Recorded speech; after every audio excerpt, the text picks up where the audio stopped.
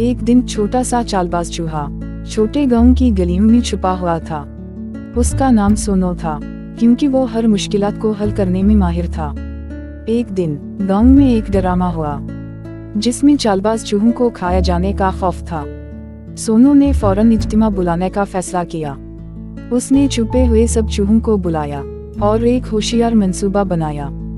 सोनो ने सब चूहों को स्कूल में मिलने का मशवरा दिया, ताकि वो एक दूसरे से सीख सकें और मिलकर चालबाज चूहों के खिलाफ महफिल मुनक्किद करें। सब चूहों ने एक होने का फैसला किया और मिलकर एक दूसरे से सीखने लगे।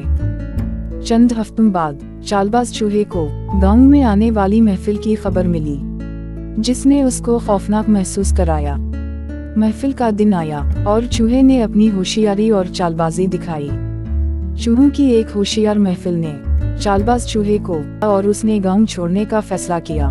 इस महफिल ने सोनो को गांव का हीरो बना दिया, जो हमेशा मुश्किलात का हल करता और दूसरों को भी होशियार बनाने में मदद फराहम करता।